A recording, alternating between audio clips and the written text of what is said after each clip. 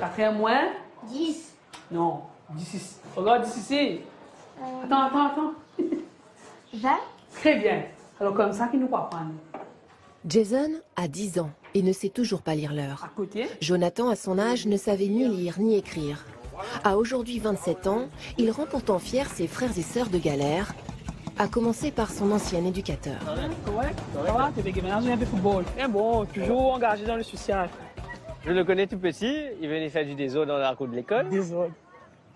Il filait un peu du mauvais coton, il n'était pas intéressé avec les études, il n'aimait pas trop apprendre. Il venait regarder ce qui se passait un peu. C'était pas gagné d'avance. Dans la majorité des cités à Maurice, c'est la communauté créole. Il est l'exemple vivant. Avec de la motivation, de la persévérance, on peut. On peut, même quand on est né à Barkley, quartier défavorisé au sud de la capitale. Jonathan a l'équivalent d'un bac+3. Le voici à la tête du centre d'apprentissage qui l'a formé, ici même. Voilà, meneur. Fais ça, on envoie, sinon tout est OK.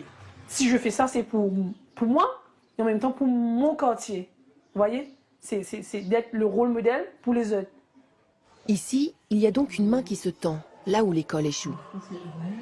À l'école, le système éducatif fait qu'il y a trop d'élèves dans une classe, qui fait que des fois, le prof en question n'arrive pas à suivre individuellement.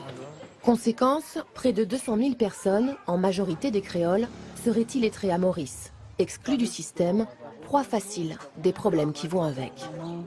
Il y a la drogue. On doit se motiver entre nous-mêmes Ouais. pour combattre ça. Toi, tu sais lire et écrire aujourd'hui? Un peu. Je l'ai écrit, mais je ne comprends pas un peu anglais. English.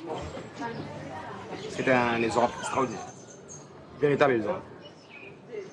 Je suis fier de lui. C'est mon ami, on était dans... En fait, c'est mon ami d'enfance. D'enfance, ouais. On a vécu beaucoup de choses ensemble. Hein? Des choses bien, aussi des choses un peu moins bien aussi. Son père est mort il y a 2 ans, emporté par ses addictions.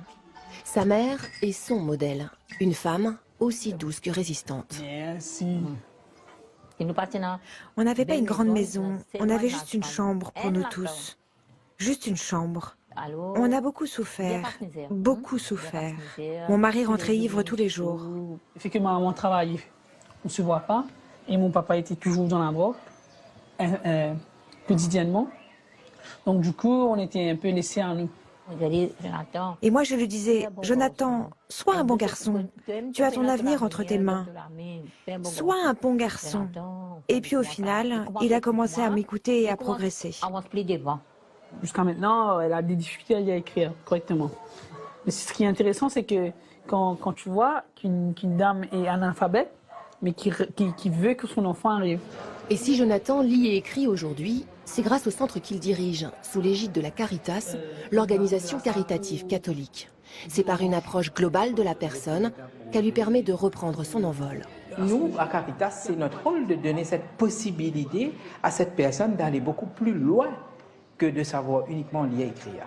Le parcours de Jonathan illustre très bien ce que Caritas a comme souci pour les personnes qui l'accompagnent, c'est-à-dire les amener vers l'autonomisation.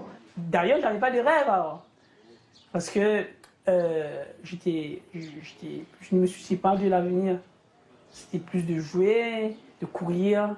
En même temps, personne ne m'avait dit que je peux rêver. Alors depuis, il veille à ce que tous les talents qui sommeillent dans sa cité aient leur part de rêve.